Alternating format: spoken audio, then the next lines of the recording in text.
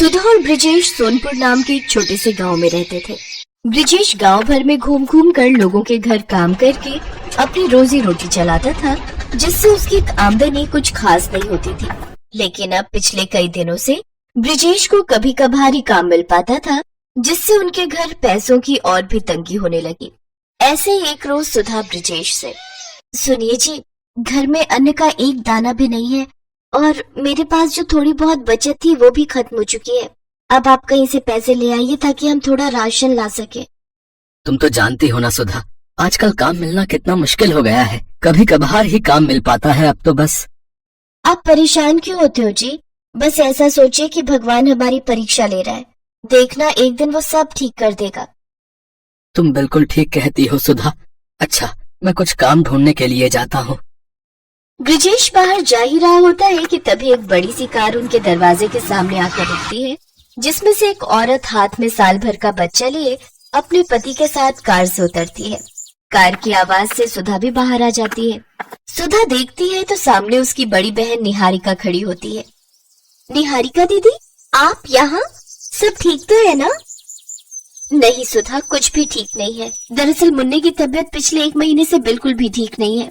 शहर के बड़े से बड़े डॉक्टर को दिखा दिया, लेकिन सबका एक ही कहना है कि वंश को कुछ दिन के लिए गांव के खुले वातावरण और ताजी हवा में रखना होगा, तभी ये पूरी तरह ठीक हो पाएगा। हाँ सुधा, और हमारे सभी रिश्तेदारों में एक तुम ही हो जो गांव में रहती हो, इसीलिए हमें सीधा तुम्हारा ख्याल आया। अगर हम कुछ दिन मुन्ने के साथ यहीं पर रहें तो तुम्हें इससे कोई आपत्ति तो नहीं होगी ना? नहीं दीदी जीजा जी, आप कैसी बातें कर रहे हैं? आप जब तक चाहो यहाँ रह सकते हो। अरे ये भी तो आपका ही घर है। हाँ भाई साहब, जब तक मुन्ना पूरी तरह से ठीक नहीं हो जाता तब तक आप हमारे साथ ही रहिए। देखिए, मैंने आपसे कहा था ना, सुधा और ब्रिजेश को हमारे आने से कोई परेशानी नहीं होगी। आप तो खामखा ही परेशान हो रहे थे। सुधा उन्हें घर के अंदर ले जाती है, फिर पड़ोस में से चीनी और थोड़ा दूध मांग कर लाती है और उनके लिए चाय बनाती है। फिर ब्रिजेश से गांव के जमींदार से कुछ पैसे उधार लेकर राशन लाने के लिए कहती है। ब्रिजेश ज्यादा ब्याज पर जमींदार से कुछ पैसे उधार ले आता है, फिर उनसे राशन ले आता है। सुधा सबके लिए खाना बनाती है, फिर अपनी दीदी और जीजा को पेट भर खाने के लिए देती है, जबकि खुद दोनों पति पत्नी आधा पेट ही खाते हैं ताकि राशन ज्यादा दिन तक चल सके। फिर आधी रात होते ही मुन्ना जोर जोर से रोने लगता है। चुप हो जा मुन्ना, चुप हो जा, चुप हो जा, चुप हो जा। ओफो निहारिका, क्या हुआ? मुन्ना इतना रो क्यों रहा है? लगता है इसे दूध पीना है।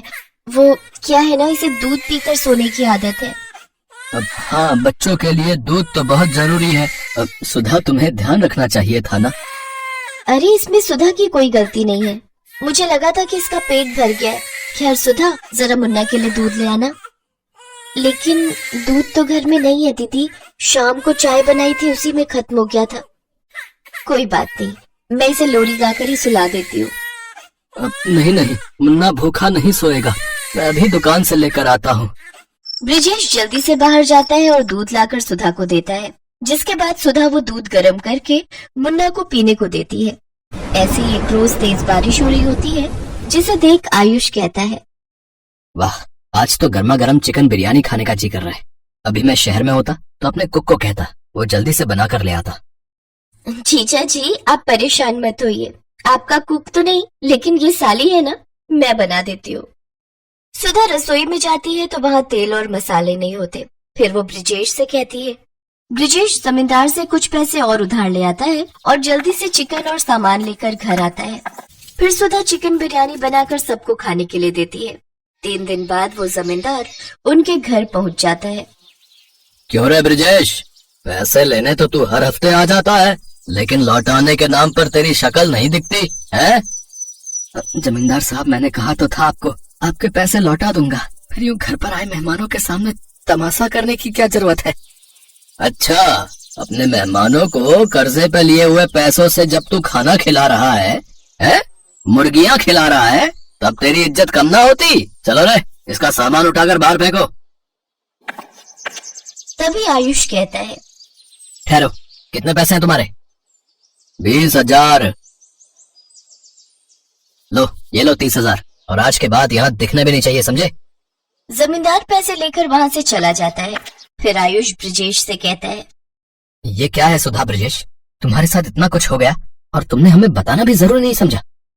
हाँ सुधा, क्या मैं तुम्हारी बहन नहीं? तुमने भी मुझे कुछ नहीं बताया और सारी परेशानी अकेले ही झेलती रही। दीदी जीजा जी, आप यहाँ 4 दिन के मेहमान थे। हम आपको यूं ही परेशान नहीं करना चाहते थे। दरअसल इनकी कोई नौकरी नहीं है, कभी कभार मजदूरी का काम मिलता है तो कभी नहीं, इसलिए हमें बुरे दिन काटने पड़ रहे हैं। लेकिन अब और नहीं सुधा ब्रजेश, मैं इस गांव में एक होटल खोलना चाहता हूँ ताकि बाहर से टूरिस्ट आए और इस गांव की सुंदरता को पहचान सके। और मैं चाहता हूँ कि तुम मेरे उस होटल में मैनेजर की नौकरी करो। महीने के 50,000 तनख्वाह दूंगा। बोलो मंजूर है? ये सुनकर सुधा और ब्रजेश की आंखों में आंसू आ जाते हैं। निहारिका ने सुधा को गले लगा लिया। कुछ ही महीनों में उस गांव में होटल बनकर तैयार हो गया, जहां दूर दूर से टूरिस्ट आने लगे और उनकी खूब कमाई होने लगी। अब ब्रजेश और सुधा ने भी अपना एक बड़ा पक्का घर बनवा लिया।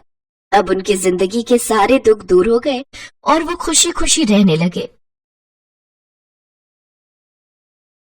राशि सुबह से परेशान थी। उसकी कामवाली की सास बीमार थी, इसीलिए वो 2 महीने की छुट्टी पर गांव चली गई। क्या हुआ राशि, ऑफिस जाने का टाइम हो रहा है और तुम अभी तक किचन में ही हो? तो और क्या करूं? पुष्पा अचानक छुट्टी लेकर गांव चली गई। बिल्डिंग के सारे फ्लैट्स में पूछ लिया है, किसी की भी कामवाली खाली नहीं है। एक काम करो, तुम गाड़ी लेकर ऑफिस पहुंचो, मैं ऑटो लेकर अपने ऑफिस चली जाऊंगी। तभी दरवाजे की घंटी बजती है। जी कहिए, आपको किससे मिलना है?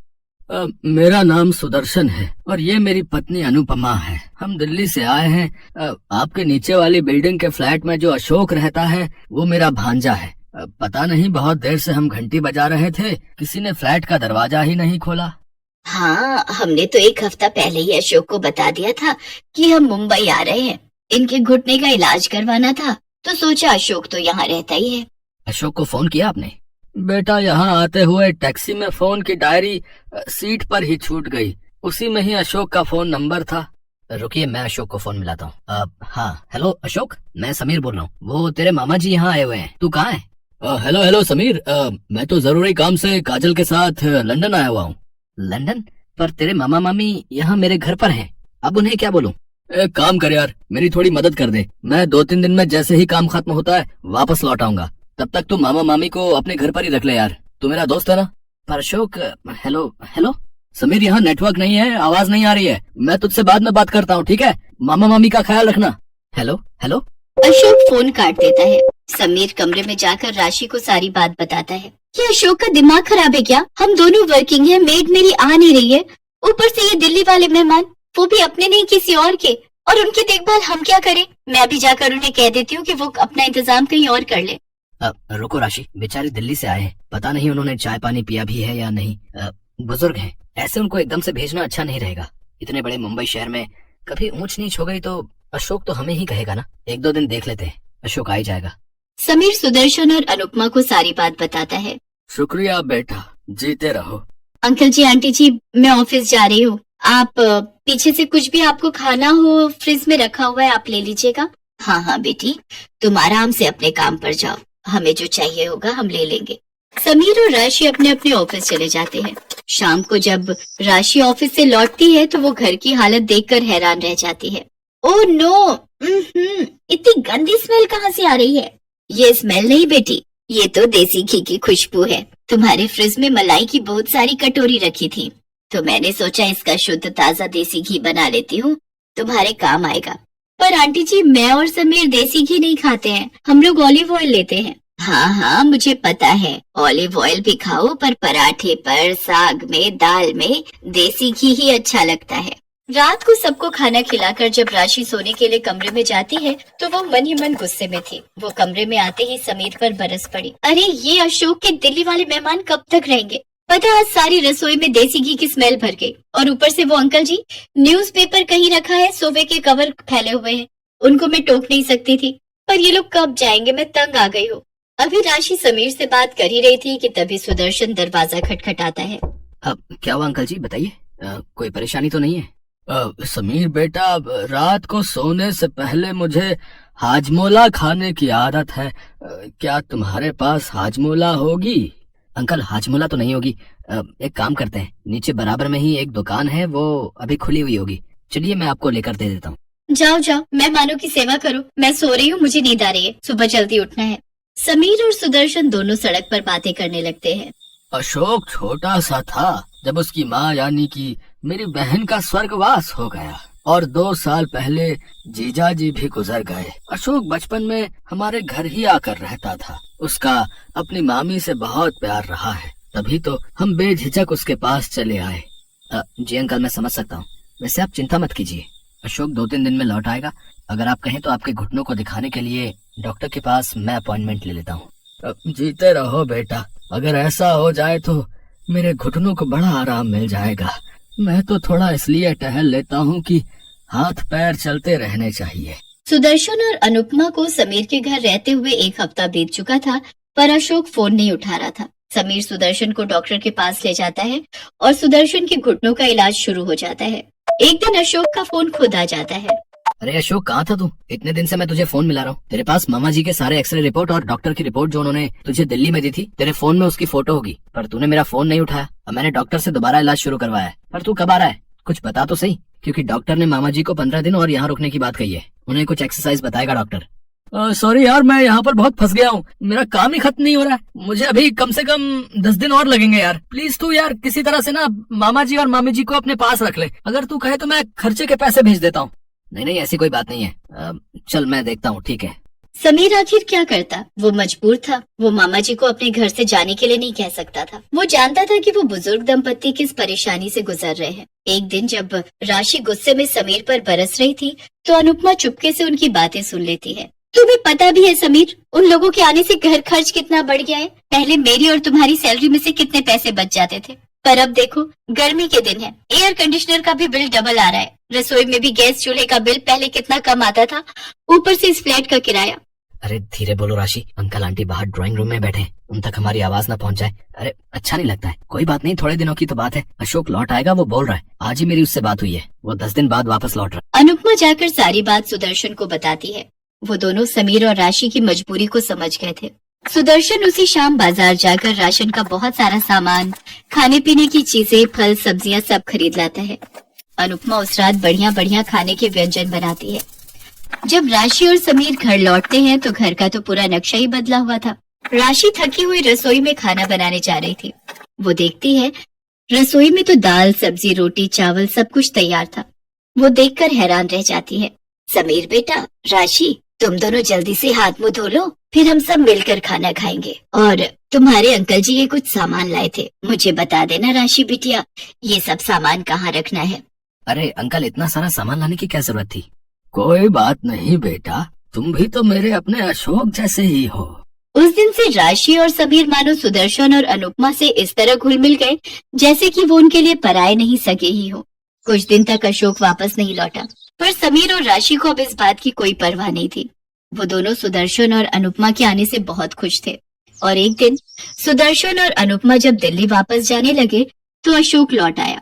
समीर बेटा, राशि बिटिया, तुम दोनों ने हमें अपनों से भी बढ़कर प्यार दिया, ये बात हम कभी नहीं भूलेंगे। जाने से पहले हम तुम्हें कुछ देना चाहते हैं, इसे बड़ों का आशीर्वाद समझकर रख लेना, मना मत करना बच्चों। अंकल ये चाबियां कैसी? मैं कुछ समझा नहीं। समीर बेटा, ये हमारे मुंबई वाले फ्लैट की चाबियां हैं। हम उस फ्लैट में नहीं रहते, हम दिल्ली रहते हैं, इसलिए यहाँ का फ्लैट बंद रहता है। अशोक के पास हमारा आना कभी नहीं हुआ, इसलिए हम कभी उस फ्लैट में जा ही नहीं पाए। अब से ये फ्लैट तुम दोनों का है। हम जानते हैं तुम यहाँ इस फ्लैट में किराए पर रहते हो, अब तुम्हें किराए पर रहने की कोई जरूरत नहीं है। हाँ समीर बेटा, हम दोनों बूढ़े बुढ़िया 2 फ्लैट लेकर क्या करेंगे? हम शुरू से दिल्ली रह रहे हैं, आज से तुम दोनों वहाँ रहना और हंसी खुशी उस फ्लैट में गृह प्रवेश करो।